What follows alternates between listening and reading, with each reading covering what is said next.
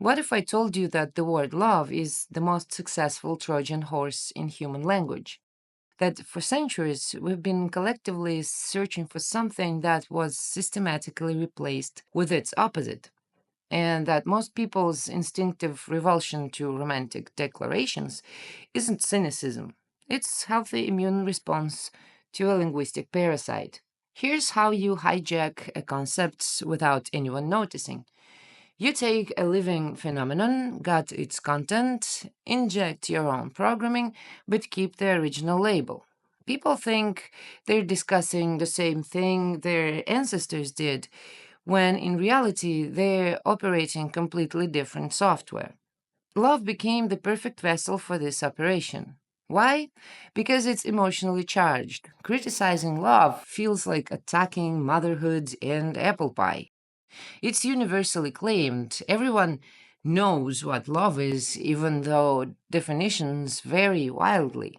And it creates a false problem. Why don't I have love? Which immediately traps you in seeking solutions within predefined parameters. Any resistance gets labeled as inability to love or fear of intimacy. The system is designed to pathologize its own rejection. Before the heist, there was resonance, not the mystical bullshit kind, the physics kind. When two tuning forks of the same frequency are placed near each other, one starts vibrating spontaneously when the other is struck. No force, no negotiation, just natural synchronization. In music, this creates harmony without effort. In nature, it creates murmurations, those breathtaking patterns of starlings moving as one entity. No leader, no follower, just emergent coherence. This is what humans occasionally experienced spontaneous alignment between autonomous systems. No contracts, no conditions, no work required. It either emerges or it doesn't. It exists while it exists. It dissolves naturally when the resonance shifts. No one owned it. No one owed it. No one could force it or fake it. And what did they replace resonance with? A fucking marketplace. Love became transactional. I give you 3 years of my life. After everything I've done for you. If you really loved me, you would. This isn't connection. It's emotional accounting, complete with debts, credits, and collection agencies. They moralized it. Love thy neighbor stopped being a description of a natural state and became a command. Try command and resonance. Go ahead. Tell two tuning forks they should harmonize because it's the right thing to do. They pathologized its absence. Without love, life is meaningless. Really? According to whom? Since when did a natural phenomenon become mandatory for human worth? And they commercialized it. Valentine's Day, wedding industries, romantic comedies, an entire economy built on selling back what was stolen. The perfect crime.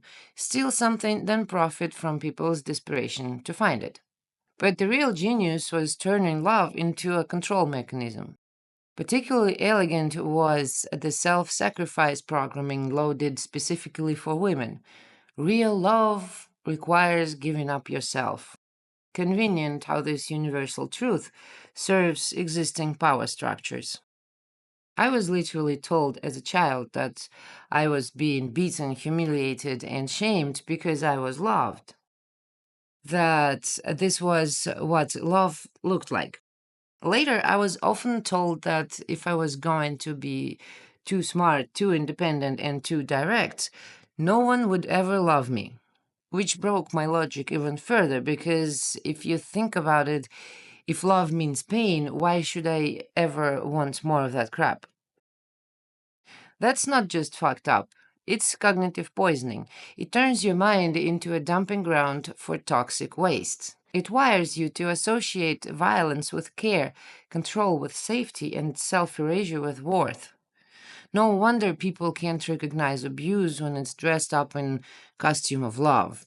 They were taught to ignore the signal and trust the label. Love conquers all means stay in dysfunctional situations because living proves you're incapable of real love. Work on your relationship means treat spontaneous connection like a broken appliance that needs fixing. The system even co opted resistance. You're afraid of intimacy became the standard response to anyone who rejected the counterfeit. Because obviously, rejecting manipulation must indicate personal dysfunction, not pattern recognition. And here, where it gets really insidious, people started performing love instead of recognizing resonance. If it looks like the cultural template, flowers, declarations, dramatic gestures, it must be real, right? Wrong. That's theater. Resonance doesn't follow scripts. The Greeks had four different words. Each described a specific frequency, a particular type of resonance. But Christianity collapsed this nuanced understanding into agape, which originally meant unconditional goodwill, a field state rather than an emotion, and turned it into moral obligation. God is love in the original Greek was God is agape, not God feels affection for you, but God is the field of unconditional presence, a frequency, not a feeling. But that version doesn't generate compliance, does it? Want to know if you're dealing with authentic resonance or its counterfeit? Simple diagnostic. If it has conditions, it's a contract. If it requires sacrifice, it's manipulation. If it creates suffering, it's addiction. If it demands work, it's obligation. If it needs to be saved, it was performance. Real resonance doesn't need maintenance. It doesn't require effort. It doesn't create debt. It's not earned, deserved, or owned. It simply occurs between coherent systems, or it doesn't. The difference is simple. You've been looking for a script when what actually exists is a signal. Scripts are performed, but signals are received. What if your revulsion to love isn't dysfunction but discrimination? What if your inability to make relationships work isn't a failure but refusal to participate in emotional capitalism?